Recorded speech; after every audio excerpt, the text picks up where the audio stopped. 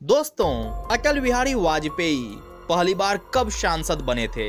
आज से 80 साल पहले वे कैसे भाषण देते थे?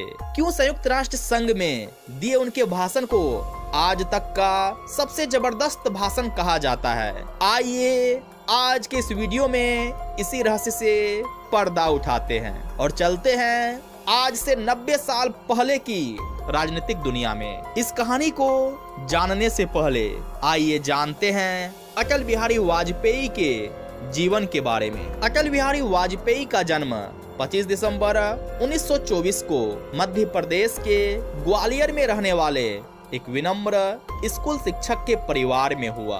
श्री वाजपेयी ने अपना करियर पत्रकार के रूप में शुरू किया था और 1951 में भारतीय जनसंघ में शामिल होने के बाद उन्होंने पत्रकारिता छोड़ दी। पत्रकार के साथ वे एक अच्छे कवि भी थे। उन्होंने कई कविताएं भी लिखी।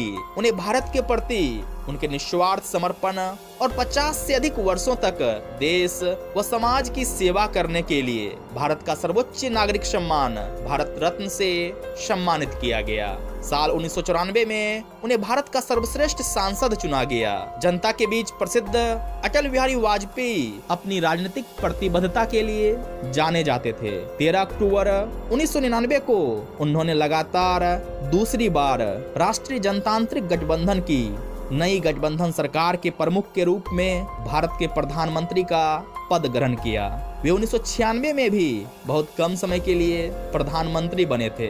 देश के पूर्व प्रधानमंत्री श्री अटल बिहारी वाजपेयी का हिंदी से बेहद लगाव था। वह जब पहली बार यूएन में संबोधन के लिए गए तो उन्होंने वहां पर हिंदी में भाषण दिया। उन्होंने इस तरह से वैश्विक स्तर पर हिंदी का डंका बजाया कि पहली बार भारत की राजभाषा अंतर्राष्ट्रीय मंच पर आधिकारिक रूप से गूंज उठी। उनके भाषण के बाद दुनिया के नेताओं ने तालियां बजाकर और खड़े होकर उनका अभिनंदन किया। यह कहानी है 4 अक्टूबर 1977 की। उस समय केंद्र में मोरारजी देसाई की जनता पार्टी की सरकार थी।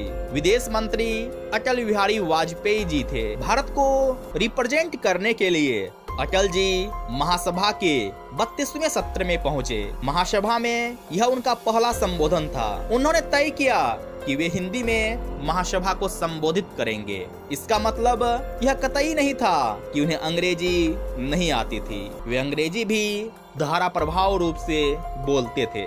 4 अक्टूबर एक ऐतिहासिक पल था जब संयुक्त राष्ट्र की महासभा में कोई नेता हिंदी में भाषण देने जा रहा था। उन्होंने उस मौके का इस्तेमाल अपने संबोधन के साथ हिंदी प्रचार प्रसार के लिए भी किया। भारत की राजभाषा मंच से गूंज उठी। हिंदी में बोलने की वजह से उनका यह भाषण ऐतिहासिक हो गया।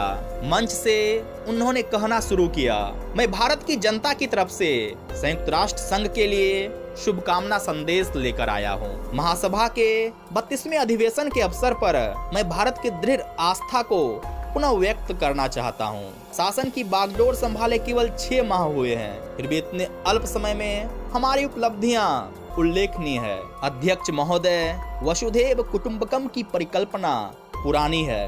भारत में हमेशा से इस धारणा में विश्वास रहा है कि सारा संसार एक परिवार है। यहाँ मैं राष्ट्रों की सत्ता और महत्ता के बारे में नहीं सोच रहा हूँ। आम आदमी की प्रतिष्ठा और प्रगति मेरे लिए अधिक महत्व रखती है। अंततः हमारी सफलताएं और असफलताएं केवल एक ही मापदंड से मापी जानी चाहिए कि क्या हम समस्त मानव समाज वस्तुतः हर नारी, नर और बालक के लिए न्याय और गरिमा जरूरी है।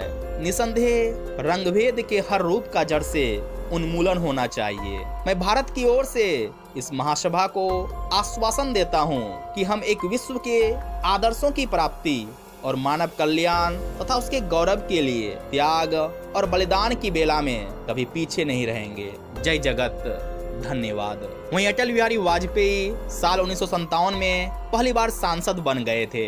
एक बार नेहरू जी ने जनसंघ की आलोचना की तो जवाब में अटल बिहारी वाजपेयी ने कहा, मैं जानता हूँ कि पंडित जी रोज शीर्षासन करते हैं, वह शीर्षासन करे, मुझे कोई आपत्ति नहीं, लेकिन मेरी पार्टी की तस्वीर उल्टी न देखे। इस बात पर नेहरू जी भी ठहाका मारकर हंस पड़े।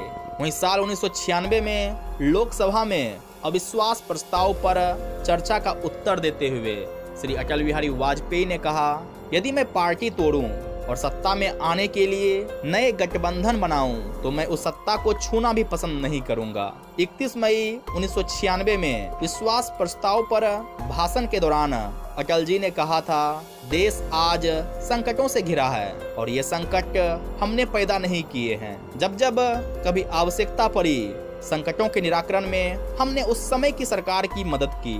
सत्ता का खेल तो चलेगा, सरकारें आएंगी जाएंगी, पार्टियां बनेंगी बिगड़ेंगी, मगर ये देश रहना चाहिए, इस देश का लोकतंत्र अमर रहना चाहिए। वहीं उन्होंने 2003 में संसद में कहा, आप मित्र बदल सकते हैं लेकिन पड़ोसी नहीं। 23 अप्रैल 2003 को जम्मू कश्मीर के मुद्दे पर संसद में उन्होंने कहा, बंदूक किसी समस्या का समाधान नहीं कर सकती पर भाईचारा यह कर सकता है। यदि हम इंसानियत, जमहूरियत और कश्मीरियत के 3 सिद्धांतों द्वारा निर्देशित होकर आगे बढ़ें तो मुद्दे सुलझाए जा सकते हैं। साल 2004 को इस्लामाबाद स्थित दक्षिण शिखर सम्मेलन में दक्षिण एशिया पर बातचीत करते हुए उन्होंने कहा, परस्पर संदेह और तुच्छ प्रतिद्वंद्विताएं हमें भयभीत करती रही है। नतीजा यह होता है कि हमारे क्षेत्र को शांति का लाभ कभी नहीं मिलता।